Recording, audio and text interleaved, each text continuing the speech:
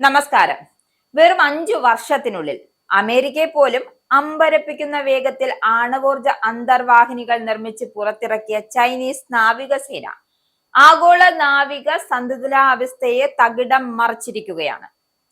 International Institute for Strategic Studies പുറത്തുവിട്ട പുതിയ report അനുസരിച്ച് സാങ്കേതിക തികവിനേക്കാൾ എണ്ണത്തിന്റെ ആധിക്യം കൊണ്ടാണ് യുദ്ധം ജയിക്കാമെന്ന തന്ത്രമാണ് ഇപ്പോൾ ചൈന പയറ്റുന്നത്.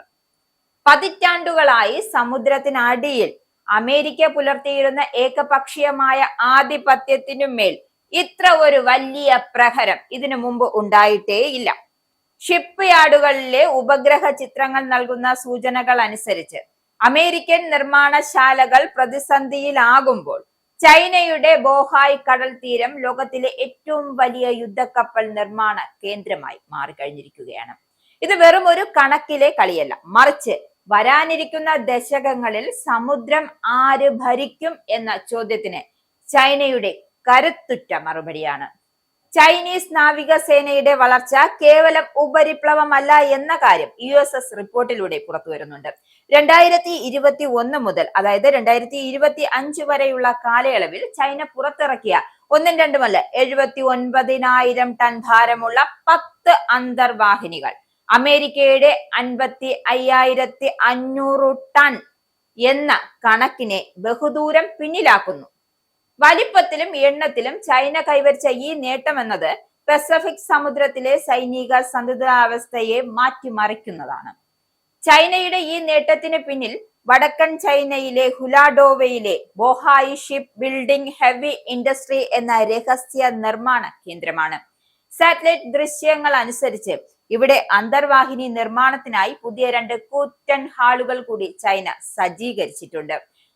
ഒരേ സമയം 3-4 ആണവ അന്തർവാഹിനികൾ നിർമ്മിക്കാനുള്ള ശേഷി ഇന്ന് ഈ കേന്ദ്രത്തിലുണ്ട്.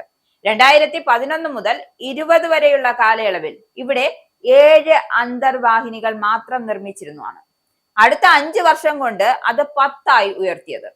അപ്പോ അവരുടെ നിർമ്മാണ വേഗതയിലെ വൻ വർധനവിനെയാണ് ഈ ഒരു വ്യത്യാസം കാണിക്കുന്നത്. ചൈനയുടെ കുതിപ്പിനേക്കാൾ അമേരിക്കയെ ഭയപ്പെടുത്തുന്നത് മറ്റൊന്നുമല്ല, സ്വന്തം നിർമ്മാണശാലകളിൽ അനുഭവപ്പെടുന്ന ഒരു മന്ദഗതിയാണ്. അതായത് വർഷത്തിൽ 2 വെർജീനിയ ക്ലാസ് അന്തർവാഹിനികൾ മാത്രമാണ് അമേരിക്കയെ കൊണ്ട് നിർമ്മിക്കാൻ സാധിക്കുന്നത്. എങ്കിൽ അവർ ലക്ഷ്യമിടുന്നതാണെങ്കിൽ ഒരുപാട് നിർമ്മിക്കണം എന്നാണ്. അതായത് 1.1 മുതൽ 1.2 വരെയാണ് ഇവിടെ ഉൽപാദനം കുറഞ്ഞിരിക്കുന്നത്. എന്തായാലും വിരമിക്കുന്ന പഴയ അന്തർവാഹിനികൾക്ക് പകരമായി പുതിയവ എത്താതിരിക്കുന്നത് 2030 അമേരിക്കൻ അന്തർവാഹിനികളുടെ എണ്ണത്തിൽ വലിയ ഒരു ഇടിവിന് കാരണമായിട്ടുണ്ട്. ഇത് പസഫിക് മേഖലയിലെ അമേരിക്കൻ സ്വാധീനം കുറയ്ക്കാൻ കാരണമാകുന്നു എന്നാണ് സൈനിക വിദഗ്ധർ ചൂണ്ടിക്കാട്ടുന്നത്. ഏതായാലും അമേരിക്കയുടെ ടൈപ്പ് 094 അന്തർവാഹിനികൾക്ക് ഇതിനകം തന്നെ ഭൂഖണ്ഡാനന്തര ബാലിസ്റ്റിക് മിസൈലുകൾ ഉപയോഗിച്ച് അമേരിക്കൻ മണ്ണിൽ വരെ പ്രഹരമേൽപ്പിക്കാൻ ശേഷിയുണ്ട്. നിലവിൽ അമേരിക്കൻ അന്തർവാഹിനികൾ കൂടുതൽ നിശബ്ദമായി സഞ്ചരിക്കാൻ പ്രാപ്തിയുള്ളവയാണ് എങ്കിലും ചൈനയുടെ പുതിയ തലമുറ അന്തർവാഹിനികളായ ടൈപ്പ് 096 വരും വർഷങ്ങൾ ഈ സാങ്കേതിക വിടവ് നികത്തുമെന്നാണ് പറയുന്നത്. 2016 മുതൽ 2020 വരെയുള്ള കാലഘട്ടത്തിൽ ചൈന വെറും 3 അന്തർവാഹിനികൾ മാത്രമാണ് നിർമ്മിച്ചത്. ആ സ്ഥാനത്താണ് ഇന്നൊരു വലിയ കുതിച്ചുചാട്ടം ഉണ്ടായിരിക്കുന്നത്. എന്തായാലും വടക്കൻ ചൈനയിലെ ഹുലുഡാവോയിലെ Bohai shipbuilding heavy industry വെറും ഒരു കപ്പൽ നിർമ്മാണശാലയല്ല, മറിച്ച് ചൈനയുടെ ആഗോള നാവിക മോഹങ്ങളുടെ പവർ ഹൗസ് എന്നുകൂടി പറഞ്ഞാൽ അതിൽ ഒരു തെറ്റുമില്ല. എന്തായാലും ഇത് അമേരിക്കയുടെ ഒരു പ്രമുഖ നിർമ്മാണശാലയായ ഇലക്ട്രിക് ബോട്ട്, ന്യൂട്ട് പോർട്സ്, ന്യൂസ് എന്നിവയോട് കിടപിടിക്കുന്നതാണ്.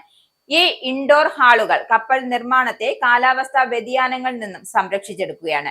ഇത് വർഷം മുഴുവനും തടസ്സമില്ലാതെ പണി തുടരുവാനും ഉപഗ്രഹങ്ങളുടെ നിരീക്ഷണത്തിൽ നിന്നും നിർമ്മാണ ഘട്ടങ്ങൾ ഒളിപ്പിച്ചു വെക്കുവാനും ചൈനയെ സഹായിക്കുന്നുണ്ട്. ചൈനയുടെ കടലിലെ ആണവ പ്രതിരോധത്തിന്റെ നട്ടെല്ലാണ് ടൈപ്പ് 094. നിലവിൽ 6 അന്തർവാഹിനികൾ ഈ വിഭാഗത്തിൽ ചൈനയ്ക്കുണ്ട്. ഇവയിൽ സജ്ജീകരിച്ചിരിക്കുന്ന പുതിയ JL-3 ബാലിസ്റ്റിക് മിസൈലുകൾക്ക് ഏകദേശം 10,000 കിലോമീറ്ററിന് മുകളിൽ സഞ്ചരിക്കാൻ ശേഷിയുണ്ട്. അതായത് പസഫിക് സമുദ്രത്തിന്റെ മധ്യഭാഗത്തു നിന്ന് പോലും അമേരിക്കൻ വൻകരയിലെ പ്രധാന നഗരങ്ങളെ ലക്ഷ്യം വെക്കാൻ ഈ അന്തർവാഹിനികൾക്ക് സാധിക്കും.